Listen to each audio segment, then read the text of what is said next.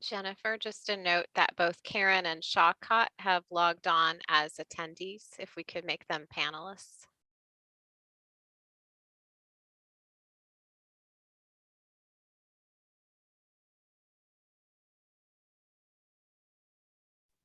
I think they're both on as panelists now. Yay!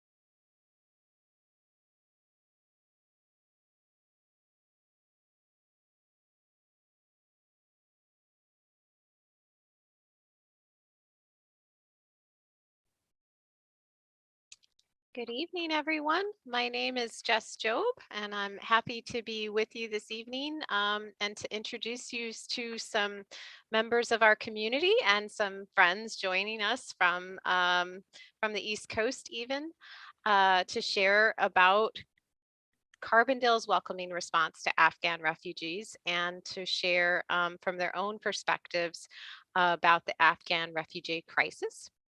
This event is being sponsored by CARES, the Carbondale Area Interfaith Refugee Support, and the Southern Illinois Immigrant Rights Project. We have these long, long names for our group, so good thing that we have acronyms, CARES and SERP, the United Nations Association of Southern Illinois, and our friends at the Carbondale Public Library. We're really happy to have you tonight.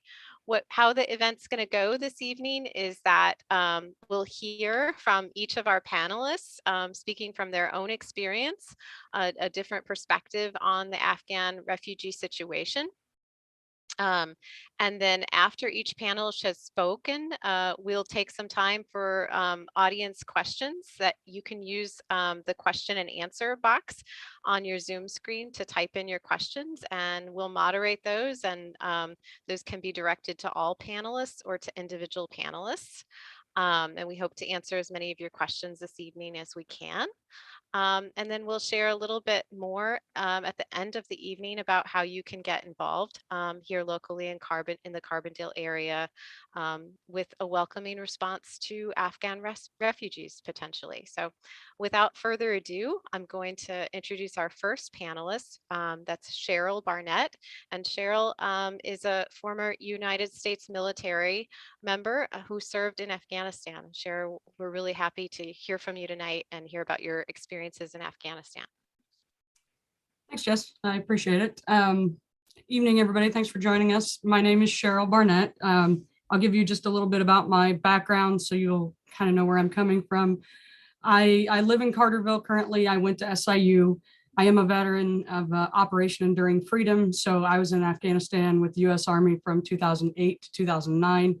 And I actually just retired from the Army National Guard this year. So I also worked at SIU in the Center for International Education for 7 years. That time overlaps with my time in the Guard because the Guard isn't full-time, always anyway. So during that time at SIU, I did everything from recruiting international students to helping with immigration and sending American students to study abroad for exchanges. So suffice it to say, based on all that, I am pretty passionate personally about welcoming refugees to the Carbondale area, and was really excited to find out about this group. So I was asked to speak on this panel to give the veterans a veterans perspective. It's important to know that I don't speak for all veterans. Obviously, these are just my own personal feelings. But back in 2008, I was offered the opportunity to manage the humanitarian aid for our task force. And I jumped at the chance, even though I was a trained communications officer. So it would have made more sense to do communications. This job was essentially to manage just a huge pot of funding and distribute money for humanitarian aid to meet the immediate needs of the population. We did things like we built wells and schools, we distributed food and supplies, as well as rebuilding infrastructure like roads and bridges and that kind of thing. So on a weekly, sometimes daily basis, I interacted with many Afghans, from the interpreters that I worked with to the contractors we hired, community members and school children, and everybody basically. So I kind of thought that I would talk about two different responses that I had personally when thinking about personally the Afghan refugees and immigrants. And just those two responses are, first, my emotional response, and then second is my practical response. So first, just for my emotional response, what I have gone through, over the years, and then of course in these last couple of months, I told myself the story that my actual job was the good stuff that we were doing in Afghanistan, the positive impact that the U.S. was having there. And so, I saw a lot of destruction. I saw a lot of people wanting stability and safety. And like the rest of Americans, when I witnessed the pullout of the American forces and the really swift takeover of the country by the Taliban, it was really, really hard to watch. And it was even harder to imagine, the desperation that the people at the airport, at the Kabul airport, must have been feeling. So in August, I really couldn't continue to ignore or push down my feelings anymore. I felt kind of like everybody else.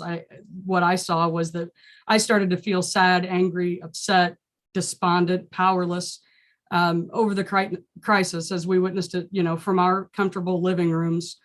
And I didn't know what to do with those feelings. And it's still a lot to deal with for everybody. So I first, I did what I think came naturally to many of us. And I think sometimes we feel like this strategy makes us feel like we've done something. So we try to assign blame, right? Because we think that if we at least figure out who is to blame, then we've done something and we're righteous in our anger. But I have personally come to believe that there really is no peace to be had in assigning blame, right? I can assign blame all day long, but I still don't feel any better at the end of the day, because no matter where you fall in the political spectrum and where you choose to place that blame, the fact is that Americans, we were partners with the Afghan people. So, and in fact, I dug this out of my closet today. It was pretty close by. This is the patch that we wore on our uniform when I was in Afghanistan. And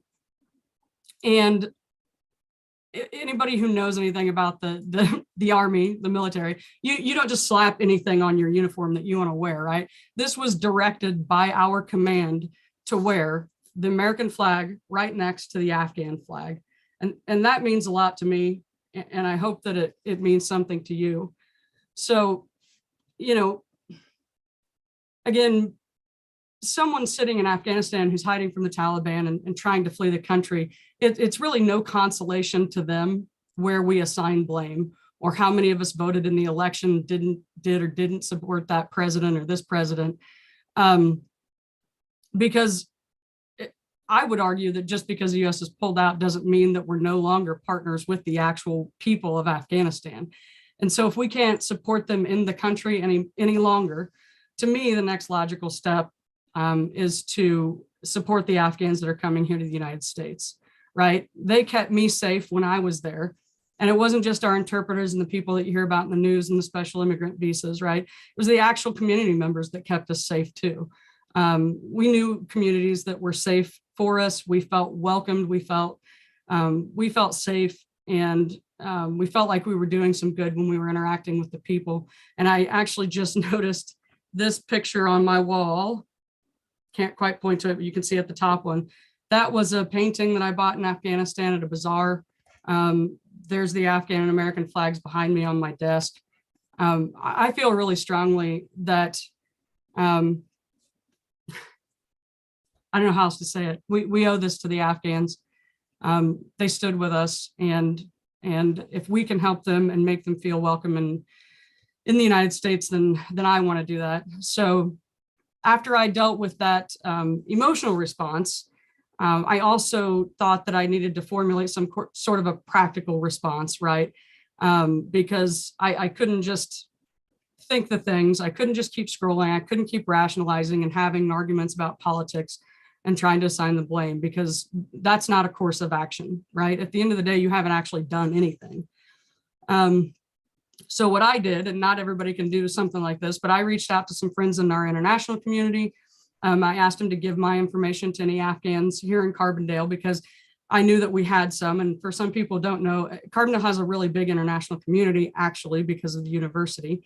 When I was there, had students from over 100 different countries. And so I thought the chances were high that we would have some students and some people here. And indeed we did. And I see one is on with us today, which is amazing. So I'm in touch with a couple of folks. We helped them raise some money to bring their families to the US. There's also folks on here that are going to talk about the immigration support that's been needed, relocation. That stuff is all very, very complicated, and requires a lot of support, frankly, from us. So I believe CARES is going to speak a little about coordinating support at the end of this presentation. So that'll be great. But if you're watching this and you're wondering if there's anything that you can do personally, my answer is yes, there's always something. But that's kind of who I am and how I operate. But I personally think it just starts with caring. I think that if you're watching this, then you do care and you've taken that first step. So thank you very much, very sincerely. And the first thing that you always hear is that donating is important, understanding that not everybody can donate money. And I think, again, they'll talk a little bit more about actual places to donate toward the end of the presentation. But beyond financial contributions, what other things can we as a community do, right? Not everybody has immigration experience. Not a lot of people, actually. Not everybody has financial resources, but so these are just some possibly wild ideas to get your thoughts flowing, but they came to me really quickly. And I just wanted to throw a couple of things out there to maybe kind of get people thinking. So one small story about what made me think of this. When my unit left for Afghanistan, I will never forget how I felt when we drove through the town, because the community came out onto the side of the road. They waved at the bus, they clapped, they cheered for us. We drove under the biggest American flag I had ever seen. It was attached on two ends of a ladder over fire trucks. And it gives me chills just to think about it and to talk about it every time I do. It makes you feel like you're a part of something bigger than yourself, and it makes you feel like, people care. What if we as a community did that? We have Afghans that are trying to bring their families here. What if we all joined the CARES Facebook group, or what if we watched it or followed it? And when we find out, a family member is driving into the town for the first time, somebody came from Afghanistan, they went to another country, they stayed there for 3 months, they went to another country, they got a visa interview. Then they had to fly. It took me like 3 days, but it'd probably be 20, 25, 30-hour flight. Somebody is tired, they're in a new country, they're in a new place, they're scared witless, they may not even speak the language. And then as they're pulling up to their house, there's 20 people clapping and waving and welcoming them.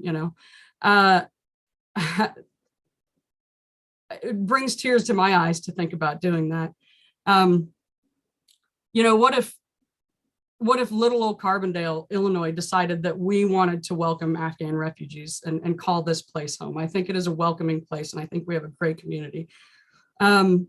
You could also just post on the CARES Facebook page and tell these people that we welcome them.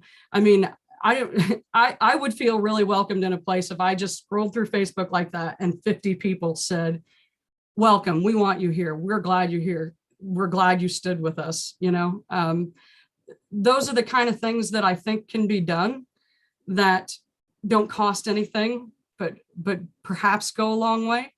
And you all on the panel can keep me honest if you don't think that that's a good idea, but I'm just trying to generate some thoughts here. So, and then just other not little things, but other things that not every single person's going to be able to do, but people are going to need employment, right? Their family members, they're going to need a job. Or maybe you have a spare apartment over your garage that they could rent for a low cost instead of an exorbitant cost. Maybe you could help be an English partner for someone who wants to practice their English. There's just so many things that people have to do to relocate. And I think Ashley will talk a little bit about that as well. But there are just so many things, you've got to get a driver's license. You've got to go drive to the store and, get blankets. Maybe you want to go to the international grocery store because they'll have groceries that you like there. What about getting medical care in this crazy place? I think about going to another country and the idea of like breaking a leg or getting a cold and needing to see a doctor. What would you even do? And these are the kind of things that people need advice on, that the community could easily advise on, that not one person has every single answer. But if we were able to keep track maybe of the CARES, I know that they're trying to consolidate a lot of resources, pull a lot of things together, just like this, so that maybe we can respond here and there. So if the Facebook page, I keep saying that, if that's not the right place, somebody correct me, or maybe we talk about it at the end in questions and answers, and just say, hey, where do we all want to consolidate these things, and let people ask questions. Because there's a heck of a lot to do in the United States that is really overwhelming for students. So I hope I did not blow through over the time. That's all I've got. I just, again, am really, really excited to see this many people join. I think that it's wonderful. So thank you very much. Thank you, Cheryl. Your passion and your compassion came through, and I think one of the things that will stay with me is that image you shared of the patch on your uniform of those two flags together. I really, really appreciate that. Our next panelist has even more lived experience of Afghanistan, and we are so grateful for him taking the time to be with us this evening. He is now a resident of Carbondale and a student at SIU. Shaukat Muslimwal is here to speak to us about the situation in Afghanistan recently and currently, and other experiences that he's open to sharing with us tonight. Shaukat? Thank you very much. I hope you can now hear my voice clearly. So thank you very much for organizing it. I'm feeling very excited having how you feel about us. So yes, like if we literally talk about the situation, it will take a long time, but I would like to talk about the situation in just a very simple story of my personal story, and I think that will give a very good picture of how the situation is in the country. So my grandmother was telling me the story that 39 years ago, it was mid-December, that Soviet Union, their armies came to our village and put almost all of our family members in one room and locked them, and started firing them and killed almost 6 of them and wounded 10 of them. And it was a crazy night that was happened to my family. And out of those people that was killed, the people came there and separated those the killed and those they were wounded, just to transport them to the city for hospital. And 7th was, they thought that all of these are killed and we have to like wash them because our religious practice, and bring them to bury them. So when they threw the water on those 7 people that they thought that they're dead, and one child that was almost 5 and 6, he started breathing, and then they jump to that and just take over that person, the kid, and just call another person to come there and just bring him to the hospital, because there's only one car in the entire village. There's no one else to bring the people they're in injury. It's just because those who were injured, they were already transported and they were left. The only left people were there was just 7 people, and one was a kid. That was almost everyone was thinking that this is dead and you have to just split them down and then go bring them to a place to bury them. And that 6-year kid that was my father, and it's my dad that was rescued by these people, and then he was transported to a hospital, and then he went through all of those deep surgeries and a lot of struggle and medical condition that he had. So from that, his childhood until now, it is almost 40 years that we have experiencing a constant war in the country. We cannot summarize this war in just like a big picture, how much people we lose and how much economically we struggle. You can see, if you go to the country, if you see very deeply, you can see the situation and the personal behavior and the lifestyle that people have. You can really see how the people behave. You can see the war and the struggle that they have had for the decades and for generations, and that's very terrible. And you don't understand until you got to a safer place, another society, and you compare that how safe this is, and then you compare that with your own society, and then you can feel that how terrible situation is back there. So that has been for long, like 40, 45, 50 years. But this current situation, the current fall of government, it deepened the most the crisis in the country. Like, we have had a very good progress in the last 20 years, education, women's rights, human rights. Like, we were experiencing the actual growth in the country. Everything was going very well, but suddenly what happened is just made everyone there hopeless. There is no hope for any progress in the future.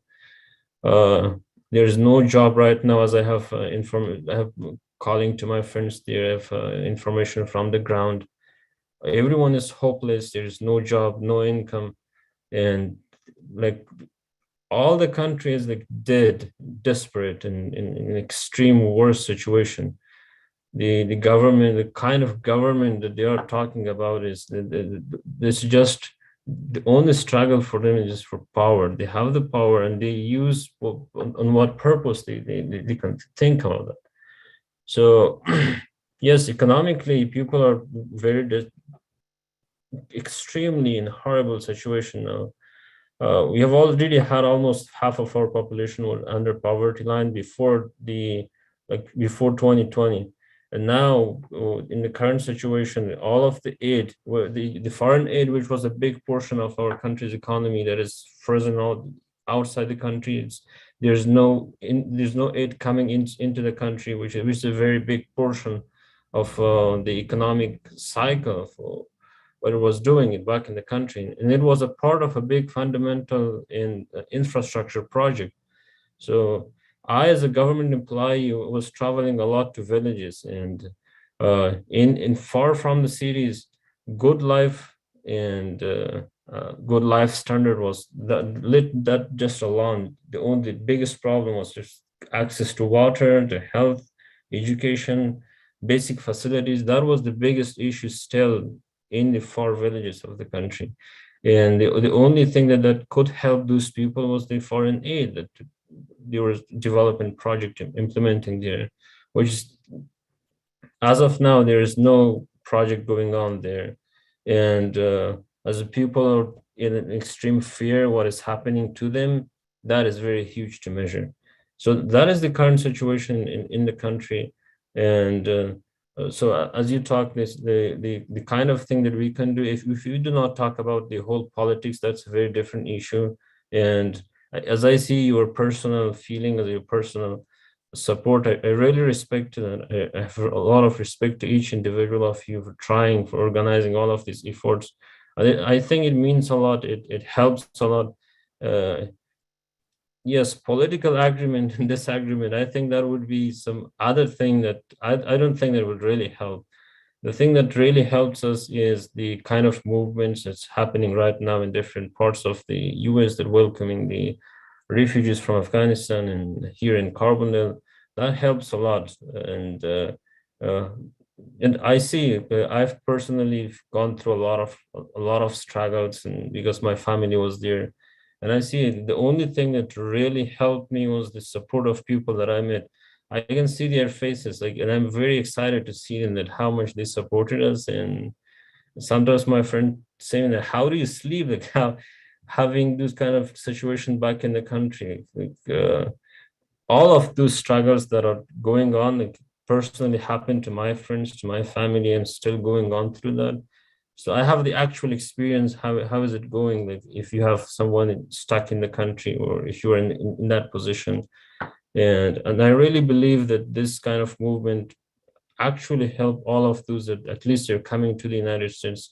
They need the very first presentation of how to live in this kind of society, because it's very different. I came here on July, and everything was completely new for me, from like literally buying something to ordering food until the big issues, insurance, health, all of them. Everything was just completely new, and you have to have someone to talk to them. So from my perspective, and I'm very passionate to be a part of this team, and because I see this a very organized activity, and everything is in one place, and if someone needs help, they can just reach out, and we have to work together, have to how to organize all of other activities. I'm sure that I know other people too, that they're trying to help people that are coming to the United States, or specifically in Carbondale. But if you organize all of those efforts together, there will be a one place that everyone condition can help there. And I would be definitely, I would be passionately available in this group. People are coming. I think I would be a little helpful to talk to them, to be a bridge between the people like you, and trusting people that they're really helping, and those who are in need. And I think that will really help us. But thank you very much from all of you, that you really appreciated your activities. I have very much respect to all of you, that you're helping those in need. Thank you so much, Shaukat. We're so happy that you're here. And I heard in your story the worry that you have for Afghanistan and for the people that you care about that are still there. And I also heard in your story how powerful collective intentional welcoming is. And so we welcome you. We're glad to have you as a member of our community. And you put yourself out there just now that you want to be a part of all of this, and I don't think you need to worry about that. You're incredibly important to all of this. So thank you so much for what you shared this evening. Our next panelist is logged on from the East Coast, so we appreciate her. It's an hour later out on the East Coast, but Ashley Sogi has joined us, and she is a part of an organization called Task Force Pineapple, and she's going to share with us a bit more about their work. Thank you, Jess. Thank you, Jennifer, too, for putting on this panel tonight.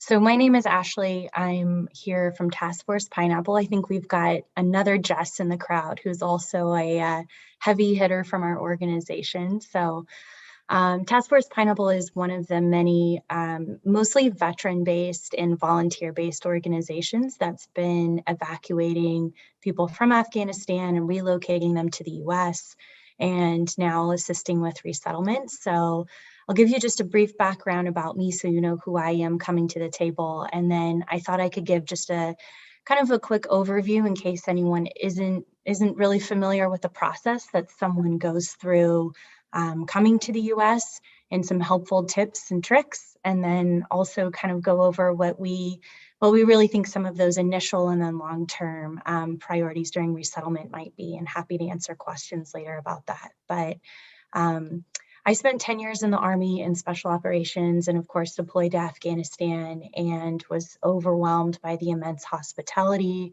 and partnership and friendship that I found there. So that's a huge reason why I started volunteering with Task Force Pineapple from the very beginning in August.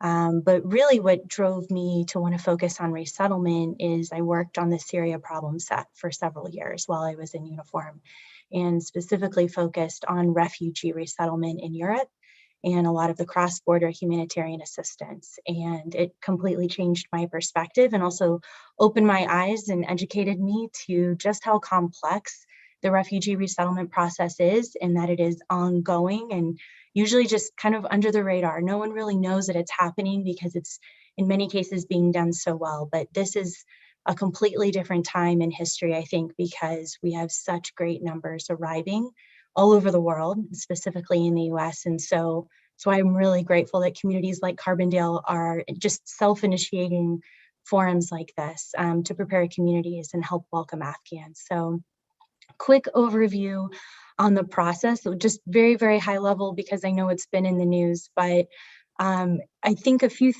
things to highlight that are really helpful to know is that at this point, in order to be evacuated, all of these manifests are cleared by the State Department. We coordinate with them multiple times a week, and individuals go through different processing centers in third countries, so somewhere outside of Afghanistan once they fly out.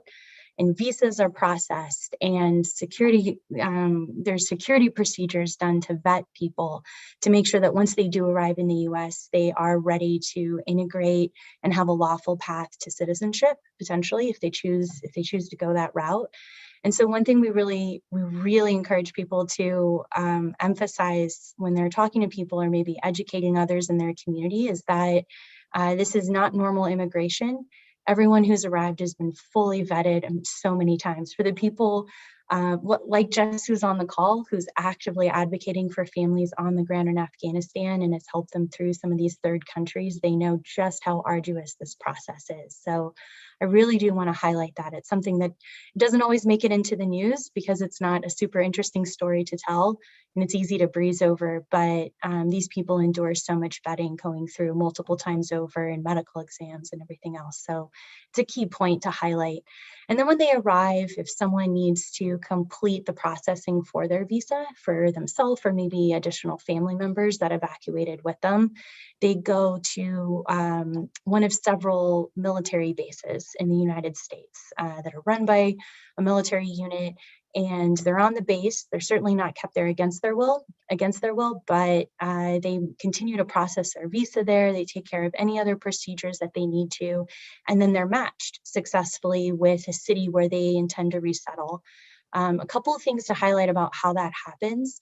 If someone who is resettling has a family member or a friend, and that could be an Afghan family member or an American who they happen to know that they might have worked with in Afghanistan, they can sponsor them and they might be matched in the same city as where that person lives. And sponsorship is a very loose term. In some cases, it implies financial responsibility. In some cases, it does not. So that's something to work through if that's something you're interested in doing. But certainly this is kind of the key point, that someone resettles in a community where they know people and have a foundation to build on, because that first couple months is going to be, they're completely starting over. Many of these people evacuated and were not able to even bring a bag. No backpack, no suitcase. There just wasn't room on these flights, especially in the initial days, that initial evacuation out of Kabul International Airport. So I think it's important to highlight that people truly left everything behind. So they're starting over from scratch, and that's why communities are so important in that initial phase of resettlement. The first 90 to 180 days, it depends on the person's visa status, a variety of factors, obviously, but they do receive some federally funded support if they're moving through one of those 9 federally funded resettlement agencies. If they do choose to leave the system and enter into those sponsorship circles that other people on the call are probably even more knowledgeable about. They assume a lot of the financial responsibilities for that family, initial rent and getting them set up. That's an incredibly stressful period of time where it's just as important to have people that are your friends and that they're there and can help you answer a lot of those questions along the way, not just the financial side. So a couple of things I'd love to highlight in terms of, very impactful areas where communities can be supportive. The first just being mental health. And that varies by the individual, but it's just important to remember a lot of these people arriving endured significant trauma just leaving the country, incredibly arduous journey, incredibly difficult path. And so it's important to know that mental health services and trying to reduce stigma around that and reduce barriers, just all of the procedural and bureaucratic barriers that can come with accessing medical care in the United States. There are a lot of organizations that offer low barrier, no barrier, free for service. And so that's something we're happy to answer questions about as well from Task Force Pineapple. We have a pilot program on the way, and there are multiple partners out there doing a lot of really great work. And then it's important to know kind of once someone can kind of move on from that, or is at least in a somewhat stable place, that's where that initial resettlement support comes into play. So accessing social services. Some people receive their Social Security card by the time they arrive, others don't. It's a varied experience. It's something communities should just be really flexible with, because the federally funded resettlement agencies are so incredibly overtaxed right now. They have a very difficult job ahead of them for sure. And so those social services, something as simple as you just helping them understand how to enroll their children in school locally, and kind of going through some of those, there's both cultural and also institutional education that goes there. So it's understanding culturally in August or September is when American families go and buy all these school supplies for their kids, and you get a list from the teacher, all of those just little things that you don't even think about explaining. That's what's really important during the social services setup of resettlement. And that really bleeds into kind of a cross-cultural education experience. And then the last thing I'll add is just some of those long-term concerns and gaps. So someone gets set up, they're somewhat, they're healthy, they're starting to thrive, they have a place to live that's their own, their kids are enrolled in school potentially. Now it's really time to think about workforce development. And this is much trickier because this depends on, like previous education and professional experience. Maybe someone wants to go to school. And it's very tempting, I think, to enter into gig economy work or just very like basic initial work.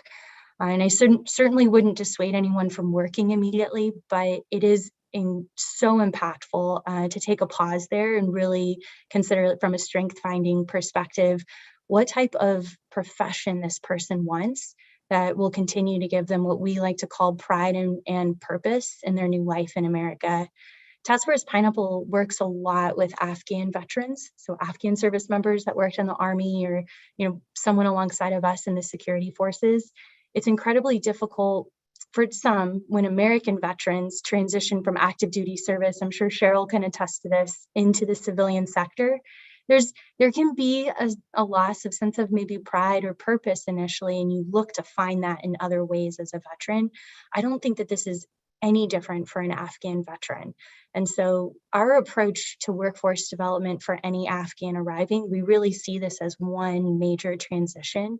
And I would personally love for every Afghan to find their new sense of pride and purpose in America. So we really think that workforce development is a huge part of that. That's why we're going to have a lot of programming focused on that. And I think that you'll see that from a lot of organizations. So I think that kind of covers a very, we went, a mile wide and an inch deep on an incredibly complex topic, but happy to answer any questions after that in the Q&A. Really appreciate you guys having me on the panel tonight. We appreciate you, Ashley. The things that I wrote down that you said are hold a long view and reduce barriers. I think those are some key takeaways for us. And I know just in the limited time that I've spent with some of the folks from CARES, they really are starting to think about that this is not this is not going to be okay 30 days and you're all settled in, that this is something that's a long-term commitment to really welcome people. So really appreciate that perspective and the work that Task Force Pineapple is doing.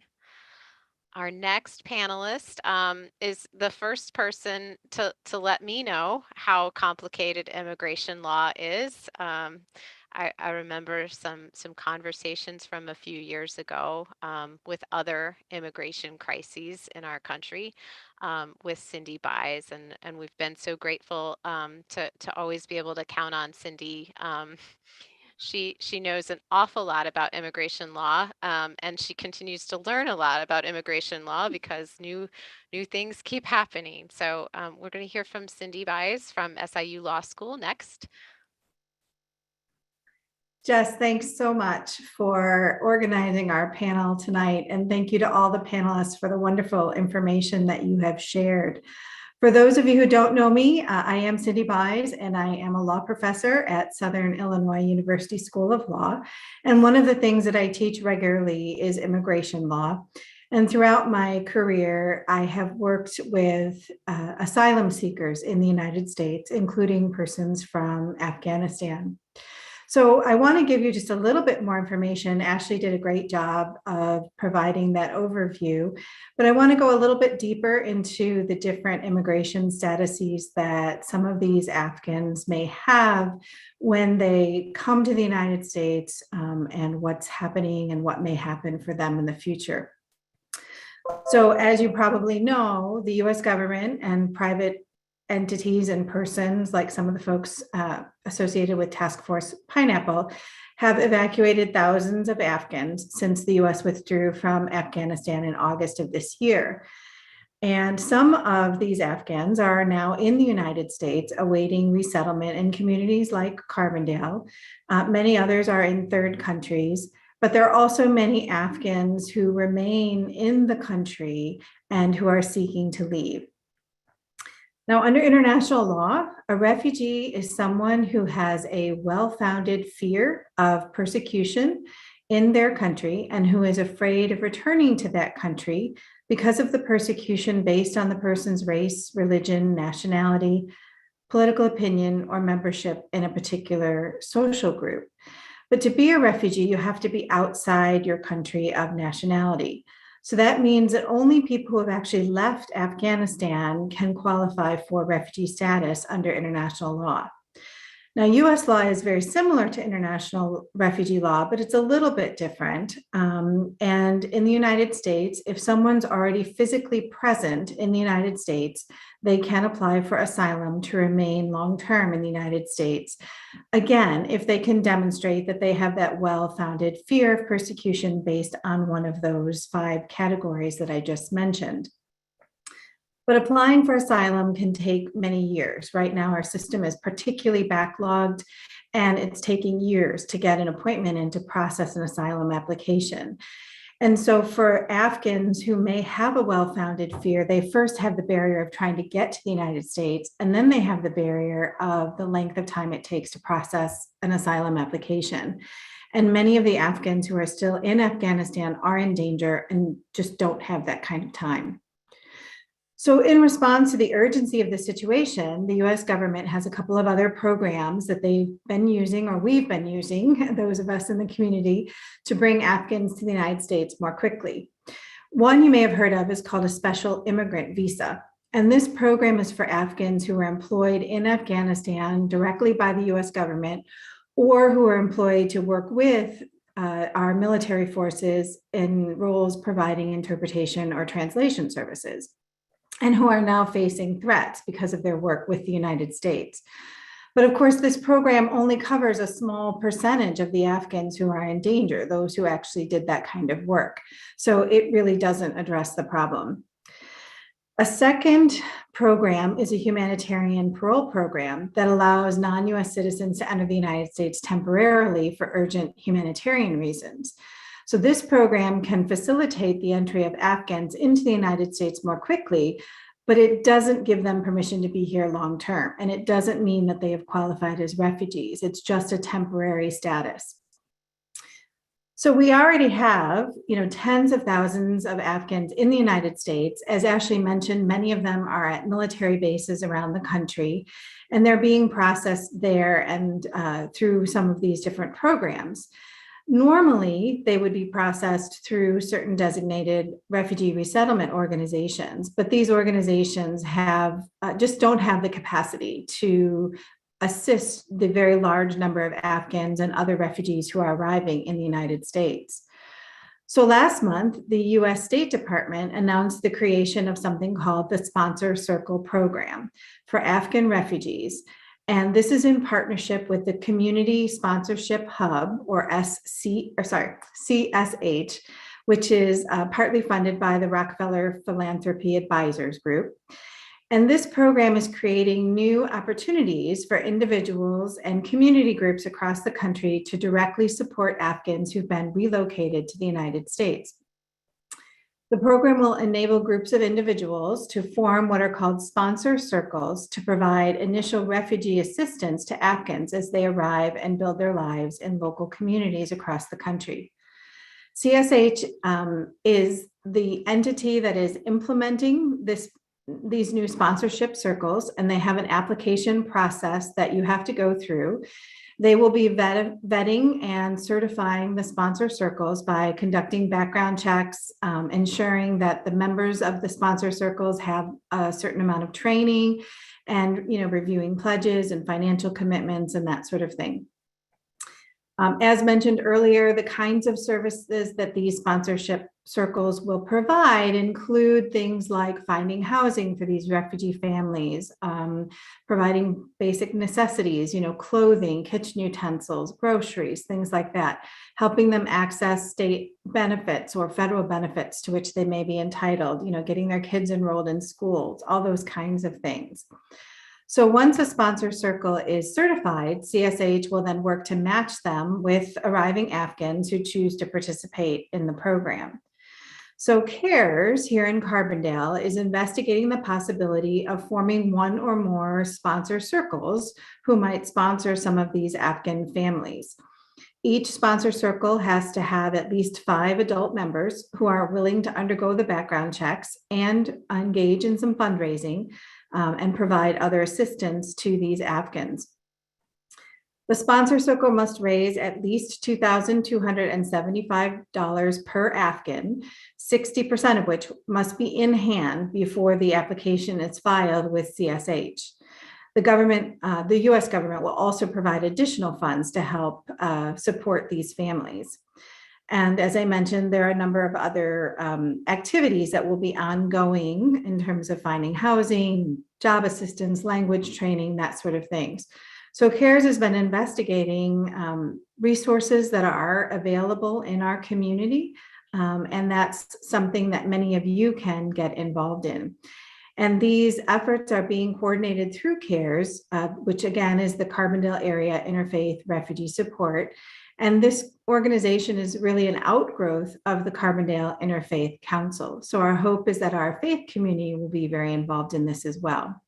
And I know that Gary Williams, who is our city manager for the city of Carbondale, will be talking next about the city of Carbondale's role in this effort. So thank you very much, and I'll be happy to answer questions a little bit later in the program. Thank you so much, Cindy. It's always like 12 things I need to write down after you speak because as you've explained before, immigration law is right up there with tax law in terms of the complexity of the different processes and statuses. So we really appreciate it. Did see the question in the chat from Suzanne and the question in the Q&A. Both of those are for Cindy, and we will get to those after Gary speaks. Gary Williams is the Carbondale City Manager, and a few years ago, he was a part of helping us bring forward the idea that Carbondale should officially declare itself a welcoming community. And that passed in Carbondale at the beginning of an immigration crisis where we felt the need for the Carbondale community to say, you are welcome here. So Gary's going to talk a little bit more about what that means in terms of the work with CARES. Thanks, Jess. And, you kind of read my mind because, and believe it or not, we have not talked about, what I was going to speak about, but I was definitely going to address the Safe and Welcoming Cities ordinance or resolution that we did pass. And I'm happy to say that it has been, language from it has been heavily borrowed from other municipalities after we passed it. So that's a great compliment to the city of Carbondale. And I have been involved in the CARES group since 2017. And through similar circumstances, the group assembled back then to address the refugee crisis that was occurring at the time. It had been ongoing for many years in Syria.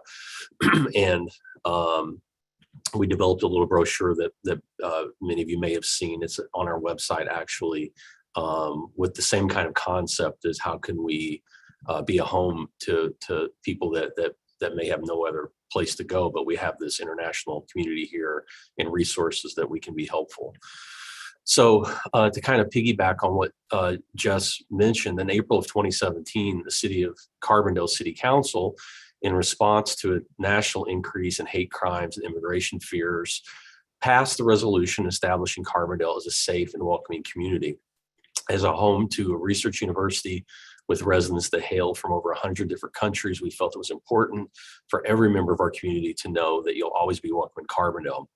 Some of the key statements from that resolution include that the city of Carbondale has a special relationship with immigrants who have come here to study, conduct research, work, and create businesses. The city of Carbondale draws its strength from the diversity of our residents of all races, religions, and places of origin, regardless of immigration status. The city of Carbondale wishes to be a welcoming and safe community to all residents, regardless of their citizenship or immigration status. And our deeply held community values lead us to affirm that Carbondale is a place of safety and opportunity for all families and individuals residing within our or visiting our city. And those last couple themes, the safety and opportunity, are two things that I'm going to touch on a little bit more. So one of the benefits of this job is that I often get to meet people in Carbondale that are from all parts of the world, and often those meetings are with SIE groups. And I always use those chances to find out what they like about our community and what they think we can do better. The timing of the Safe and Welcoming City resolution followed some actions taken by the White House at the time to restrict immigration and travel from certain countries.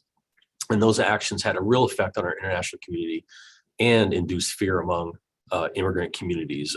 We heard sentiments from a number of our faith leaders that had immigrants in their congregations, in their faith community, that had fear that was, for those of us that are from here, that are native, to the area and to the country, we probably took it for granted, but people that were literally in Carbondale afraid to leave their homes because a lot of the rhetoric that was being spread nationally. Those fears seem to have stoked a movement around that time to develop and place those "hate has no home here" signs that you may have seen popped up all over Carbondale, and you still see them around Carbondale in some spots. Many of our local churches participated in distributing these signs, including our mosque and Hindu temple, where many of our international students worship. Although I like the idea of those signs, I had no idea of the effect they had on our foreign residents until I was in one of those meetings I mentioned earlier with a group of SIU international students. And they shared with me that they like to explore the greater Southern Illinois region when time permitted, but they noticed that Carbondale was the only community where they saw those "hate has no home here" signs. They were also aware that we had passed the Safe and Welcoming Community resolution. So collectively, they told me that these actions made them feel safe and more welcome here than any parts of the region. And I remember one young woman actually tell me that she felt a sense of relief when she was coming in the community. She started seeing those signs, that she felt a greater sense of safety. So it's important for all of us to keep that in mind as we continue to welcome people from around the world, that our actions don't go unnoticed, and that our foreign visitors may need some special attention to let them know we want them to feel safe and that we want them here. So at the state level, in September, Governor Pritzker's office contacted municipalities around the state to see what capacity exists to accept refugees from Afghanistan. Since 1975, the state has welcomed and resettled more than 130,000 refugees from more than 86 countries. And I really wish I knew how many of those refugees are still here in Carbondale. I suspect there's quite a few. I'm proud to live in a state and a community that is taking a proactive position and helping these people rebuild their lives. Illinois expects to welcome around 3,000 refugees from Afghanistan, and depending on what happens in that country in the future, that number could grow. We've committed to partner with Governor Pritzker's office to help resettle some of these families. Carbondale is uniquely positioned to be a landing spot for some of these families because we already have a thriving international community. We have an abundance of available housing, a good supply of jobs, international resources through SIU, and public transportation. We have a faith community that provides a familiar place. And we have places like the International Grocery, the co-op, local restaurants. All of those things can have a welcoming effect on people from Afghanistan as they come here. And as mentioned earlier, what we could really need help with as we receive families here is we're going to need volunteers to assist with a lot of the little daily tasks and really helping hold people's hands through learning how to restart their lives here in Carbondale. We've also reached out to area workforce training agencies, Mantricon and Marion to be specific, employers, property managers, affordable housing agencies, and our healthcare providers to see how they can help. Opportunities definitely exist for African families here, but it's most important is that we need everyone's help in making them feel welcome and offering the assistance where we can. So on a personal note, when I finished college at SIU many years ago, I spent quite a few years living in Chicago, and the first few were in construction. And I worked alongside people from all over Latin America, Eastern Europe, and I was really usually among the minority on the projects I worked on. English was certainly not the primary language spoken on most days that I went to work, but I found that to be an incredibly rewarding experience and something that I feel blessed to have been able to do that. I actually remember a coworker who was a Bosnian refugee that after having worked with him for a while, we learned that he'd fought in their civil war for a number of years, was wounded several times, and it helped explain many of the marks that we saw on his body that we didn't know what they were. He and his family resettled in Chicago, and he was able to use trade skills that he had learned in Europe to make a pretty good living here. And I saw many people who became my friends use the same opportunity to be here to improve their lives and the lives of their families. But as I look back, it's clear to me that the key to their success in resettling here was, just like the international students I mentioned earlier, making them feel welcome, making them feel safe here. So in closing, I hope you agree that our community has a real opportunity to live by the words stated in our Safe and Welcoming City resolution. If we're able to accept some of the families, I'm confident we'll learn from them as much or more as they will learn from us. I'm excited about the prospect of having new residents here that will contribute to our community, and hope that everyone will join us in making them feel welcome. And if anyone's interested in learning more about how you can help or how you can participate, please let us know. Thanks, Jess.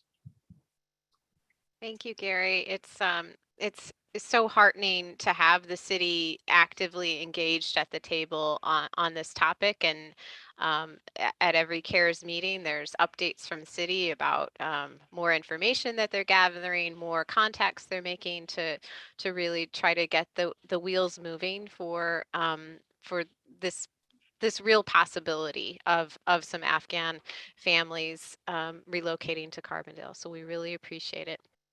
At this point, I think we're ready for some questions and answers, hopefully, or at least thinking. There was an interesting question in the chat box or in the QA box. If there are more, folks can write those in the Q&A box, or if you really just feel like I don't really like to use the QA box, I'd like to raise my hand, and Jennifer Robertson from the library will unmute you if you raise your hand on Zoom. So we have a variety of ways for people to ask questions. The first couple of questions are for sure for Cindy.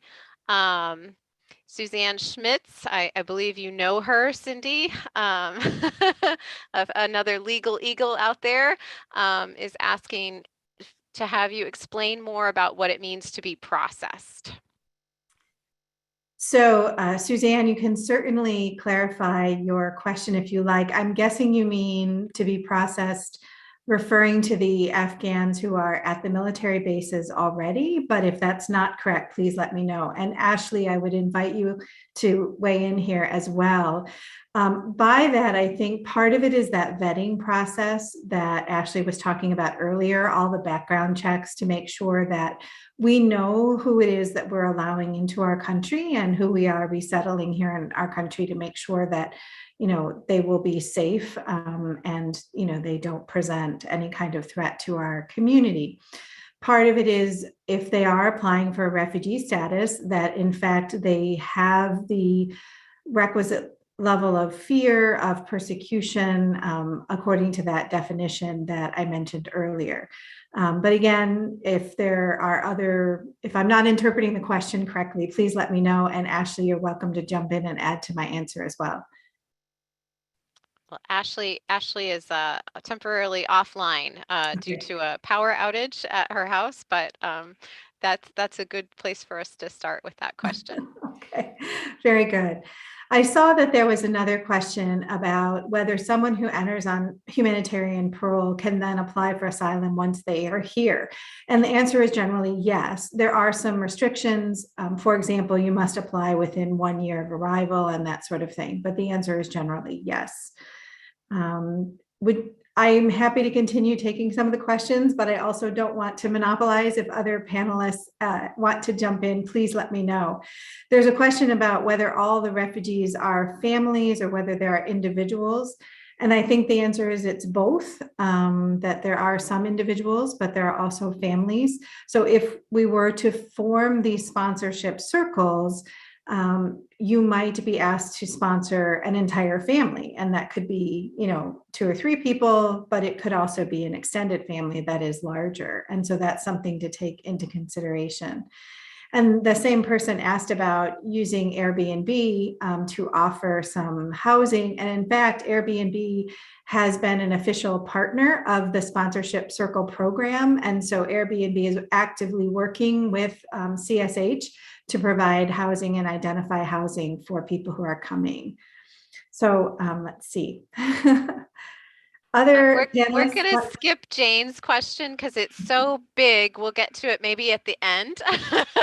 Maybe we'll ask Jane to unmute and clarify that big question. But Sarah Heyer had a question that I'm sure you can answer, Cindy. How does a refugee prove that fear of persecution? Yes. So a lot of proving that fear of persecution is simply telling a credible story about what happened to the person and why they are fearful to go back to their country of nationality. So it's very much testimony based, but also having corroborating documents and stories of things that happened to family and friends where they may have been harmed because they have a certain characteristic, whether that's race, religion, nationality, political opinion, or membership in a particular social group. And, for people who are applying for asylum, I can't stress how important it is for them to have legal assistance because it's not an easy or straightforward process. And there are organizations that can help. There are individual attorneys like myself who do this kind of work, but there are also organizations. There's the Immigration Project in Bloomington Normal, Illinois. There's the National Immigrant Justice Center in Chicago, and many other organizations that can help people who are needing to apply for asylum and need some legal assistance. So I would encourage, if there were anybody on the call who's thinking about that process, to reach out for some legal assistance. Thanks. Eileen's asking a really practical, neighborly kind of question. It's a great question. Can we sign up to help drive refugees to their appointments or for shopping? And I would say the short answer to that is yes. That CARES would be very open to taking people's contact information who are wanting to get involved once folks are here with those kinds of practical walk alongside that Ashley spoke about and Shaukat spoke about how important that is to have somebody walk alongside you when you're new to a community in a country. Phil Eberly has a question. Are humanitarian parolees allowed to work or receive any benefits? That's a great question, Phil. Yes, there are ways that they can do that.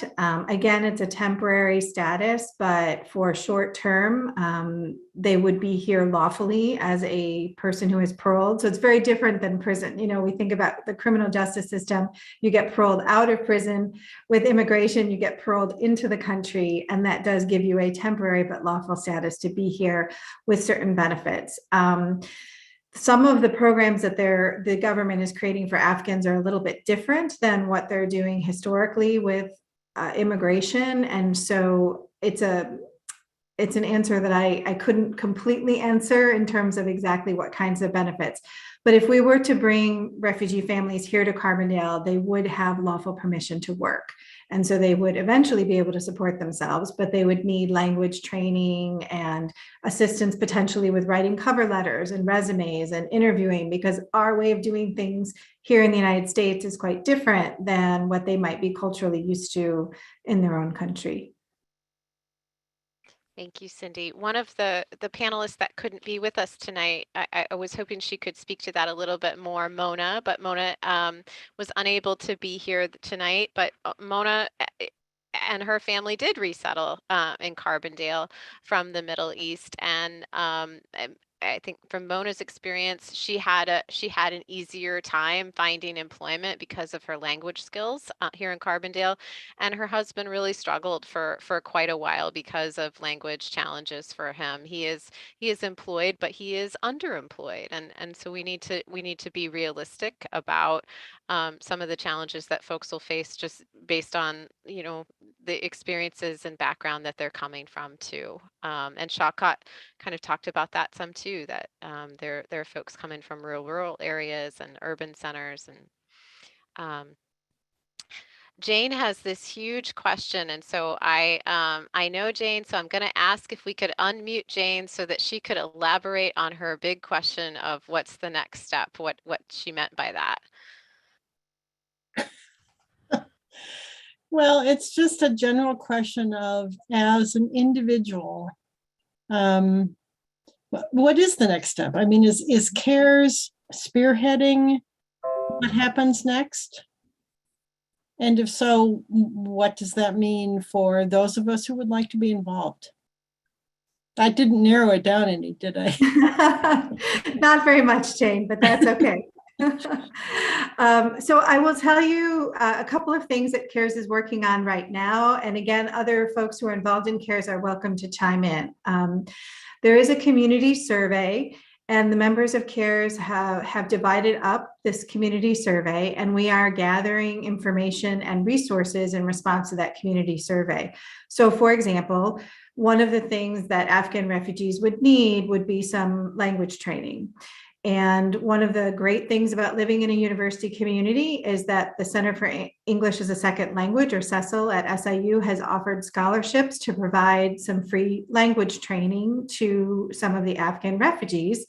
John A. Logan College also has English as a second language classes that may be available.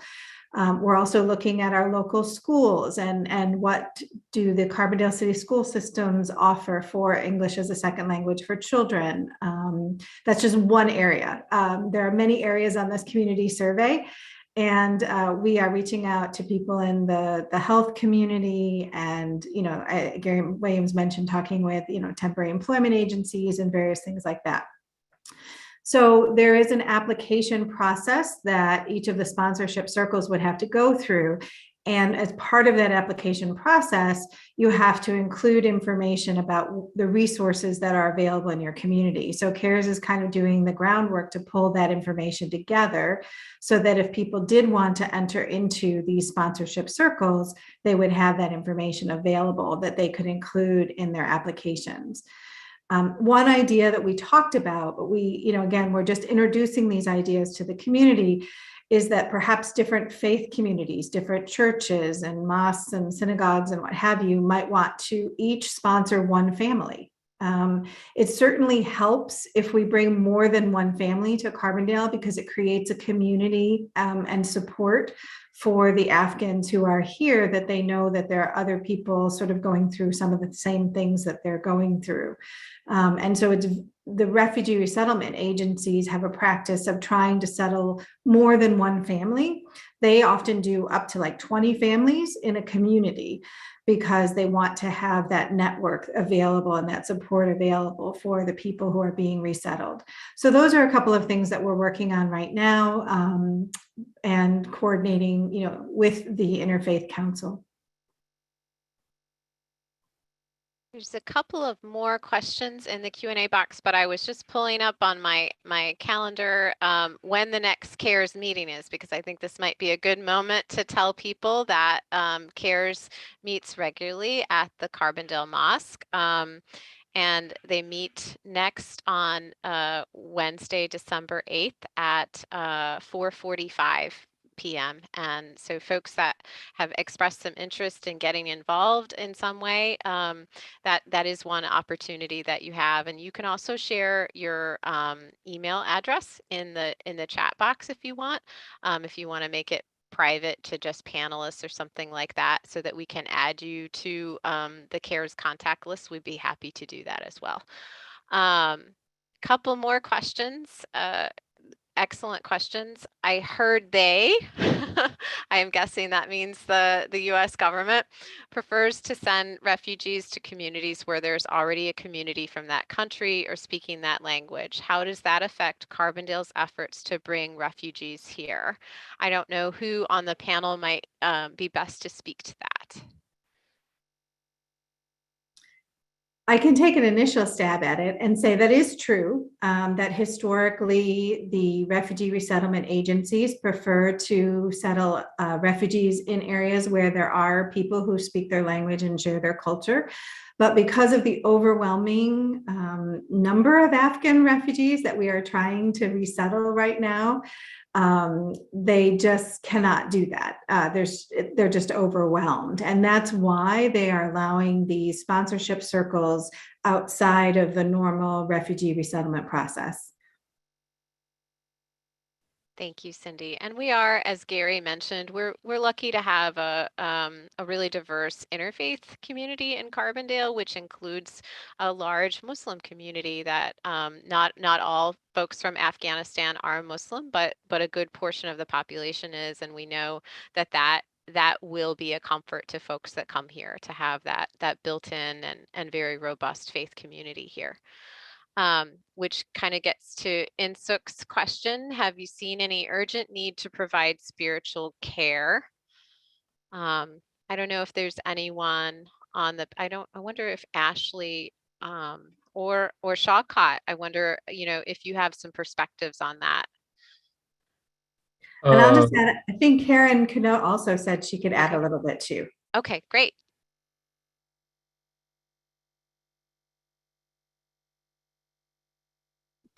I was actually thinking about the previous question. I think Shawcott might be more well-versed with this. I was also going to add about the appropriateness of refugees being settled in Carbondale. We're also working with the International Institute of St. Louis, the big 9 agencies that resettle folks. They do have a rule that through those major agencies that resettle, that they have to go to cities of a particular size for the very reasons that Cindy cited. But after 6 months, they are free to resettle elsewhere. And some, especially if they're from a more rural area, families might be more comfortable in a place like Carbondale. And so as far back as 2017, when we first started meeting, we had approached the International Institute and invited that and said, because of all the reasons you've already heard, that Carbondale would be a good second stage resettlement site. So in addition to the new sponsorship circles, we also can be a second tier site after people have already been resettled somewhere, landed somewhere like Chicago or St. Louis. And I would add simply about the spiritual care question. Insuk, we haven't heard, we haven't been in contact with people, but that's certainly very much a need. And as Jess said, with the Islamic Center here and the with the communities that are here. That's wonderful to have as a resource. But the other thing is simply the cooperation. Carbondale is unique in the level of participation of different faith communities.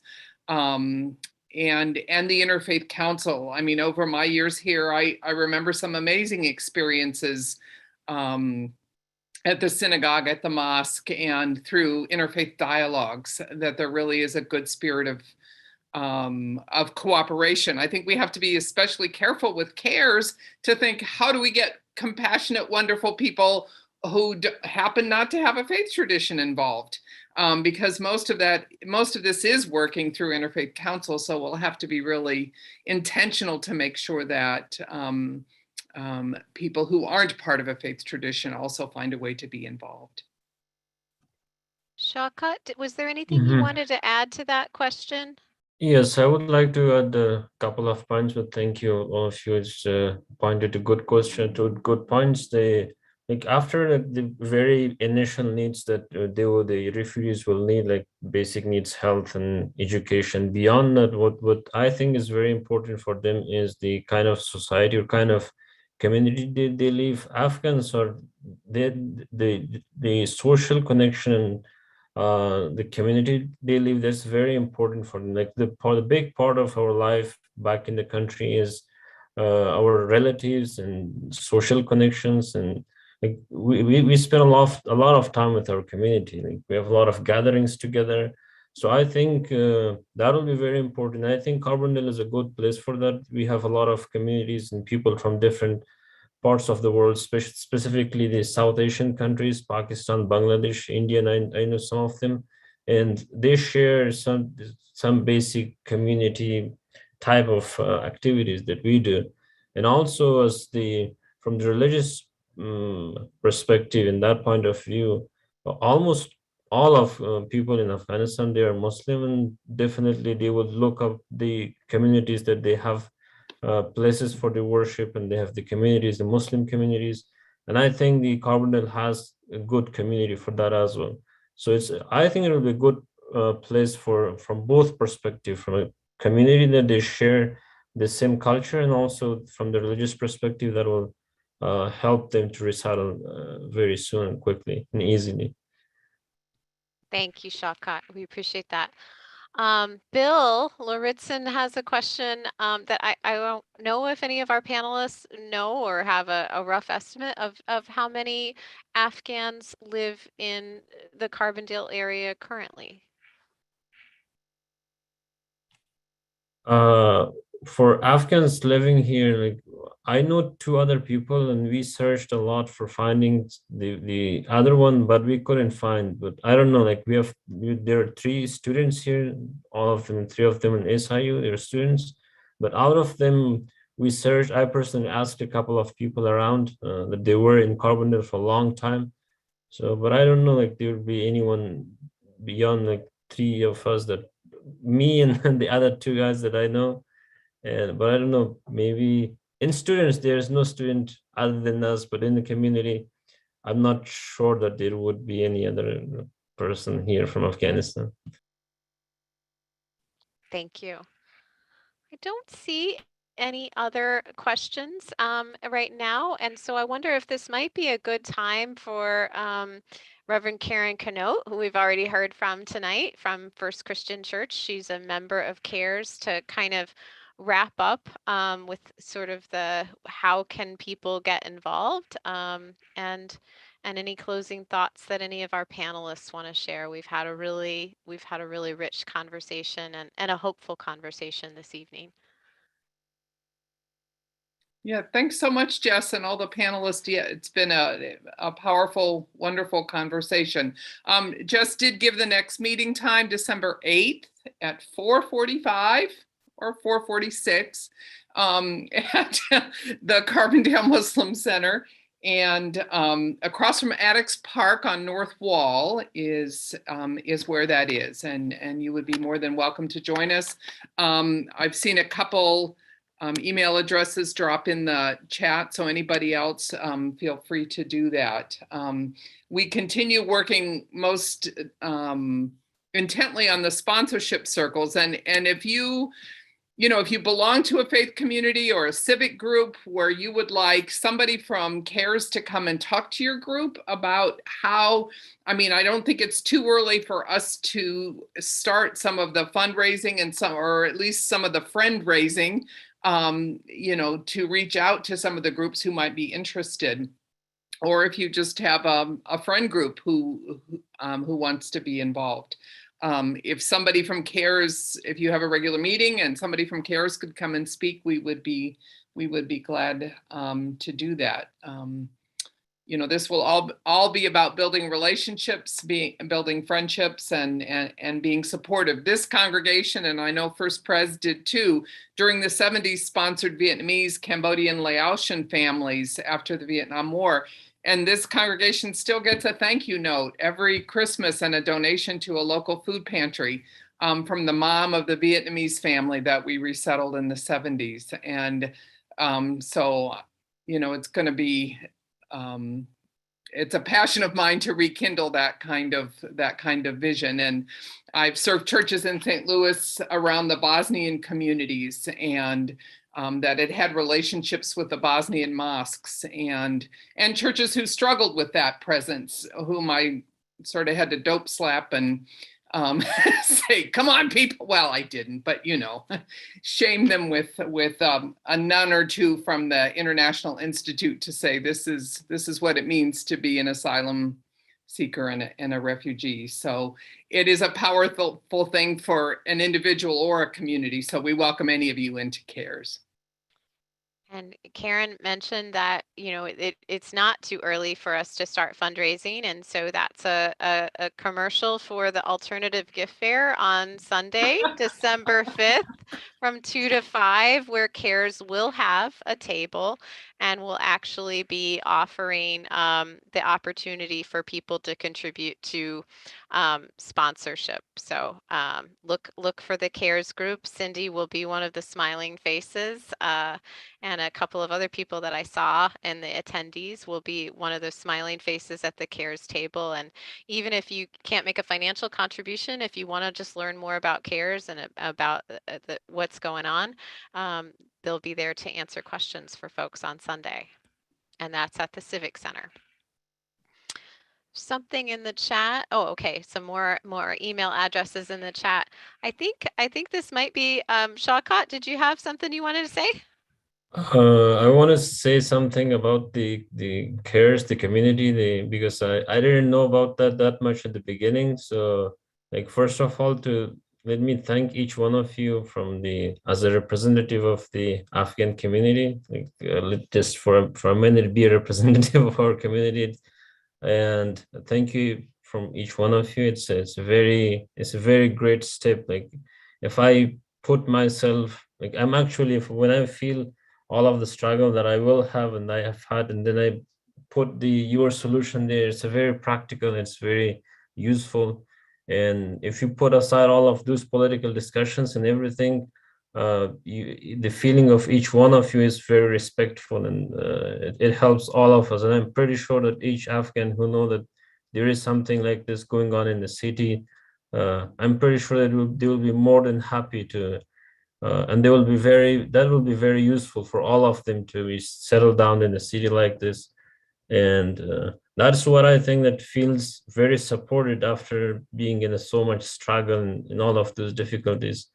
And for me personally, when I go out every morning, I see the beautiful weather of Carbondale and the people. I pretty sure that I feel like my own home, just 2, 3, 4 months, but still I'm very happy in this in situation, in the environment, great people and friends and everyone.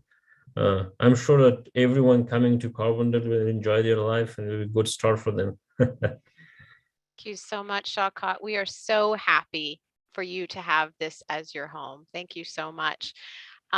Before we close, Jennifer Robertson from the Carbondale Public Library. The Carbondale Public Library is an amazing collaborator with so many community organizations for these kinds of forums, and we owe them so much. Jennifer does an amazing job, and she has a little commercial for a program tomorrow that is also about refugees. So Jennifer, take it away. Can't hear you though, you're muted.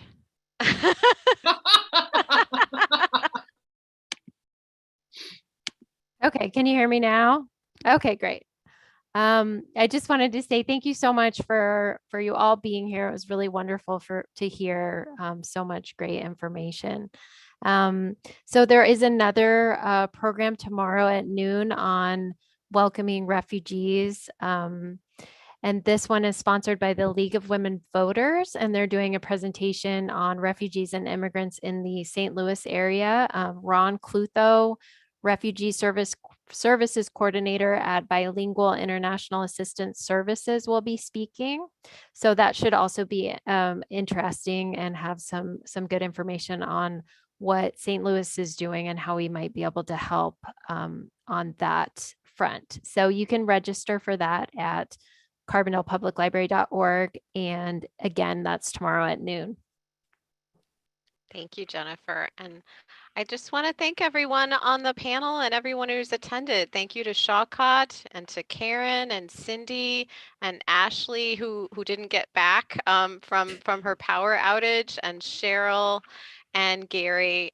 What an amazing panel we had of just so much experience. So it's a really hopeful conversation that we've had tonight, and hopefully we can do more than talk. We can really walk the walk and be this welcoming community that we know we can be.